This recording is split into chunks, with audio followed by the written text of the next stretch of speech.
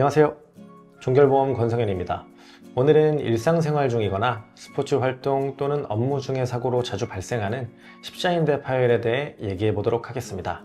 무릎에는 내측, 외측 인대와 전방, 후방 십자인대가 있는데 이 중 십자인대는 불안정한 무릎 관절을 안정적으로 유지하여 무릎이 앞뒤로 흔들리지 않게 만들어주는 가장 중요한 구조물입니다. 십자인대의 경우 대표적으로 축구, 스키와 같은 격렬한 운동 중에 방향을 바꾸거나 점프 후 착지할 때, 교통사고로 인해 무릎이 밀리거나 뒤틀렸을 때 파열이 되는 경우가 가장 많습니다. 십자인대가 파열되면 무릎에서 툭 하고 끊어지는 느낌과 소리가 나게 되고 통증으로 보행이 불가능하거나 무릎에 안정감이 떨어져 서 있거나 발을 내디딜 때 무릎이 지탱하지 못하고 갑자기 구부러지는 현상이 나타나게 됩니다. 십자인대가 손상되면 엑스레이나 MRI 촬영을 통해서 인대의 손상 정도를 확인하고 손상의 정도가 심하지 않다면 보조기를 착용하거나 약물치료, 주사치료, 운동치료 등을 통해서 치료가 가능한데 손상이 만약 심하다 이렇게 되면은 전방 십자인대 재건술을 시행해서 끊어진 십자인대를 다시 이어주는 수술을 진행해야 됩니다. 십자인대가 파열되어서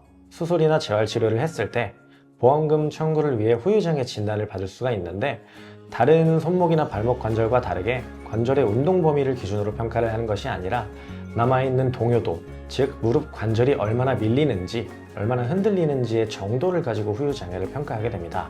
개인보험에서는 AMA 평가 방식을 통해서 건강한 무릎보다 다친 무릎의 동요도가 5mm 이상 확인되면 5%, 10mm 이상 확인되면 10%의 후유장애 보험금을 청구할 수가 있게 되고, 이때 보험금은 가입한 보험금액에서 장애율을 곱한 금액으로 정액 지급되게 됩니다. 만약 교통사고나 누군가에 의해 발생한 배상책임사고의 경우에 이전에 얘기했던 개인보험의 AMA 방식과는 다르게 맥브라이드 평가 방식을 통해서 5mm 이상의 무릎 동요가 확인되면 14.5%의 장애율로 산정되며 대부분 이 장애는 영구장애가 남게 됩니다. 이때는 소득에 장애율, 과실, 장애 기간을 곱한 상실수익액이 산정되기에 개인보험보다 비교적 상당한 손해액이 발생하게 됩니다. 다만 앞서 말씀드린 내용과 같이 십자인대는 상당한 보험금이 지급될 수 있으며 자동차 보험, 배상책임보험과 상해보험은 각각 다른 기준과 근거로 보상이 이루어지기에 후유장애 적정성 여부와 장애 기간, 동요도에 따른 장애율 산정 등 분쟁 요소가 많고 보험사는 손해율을 줄이기 위해 엄격한 심사 기준으로 후유장애를 인정하지 않을 확률이 높습니다.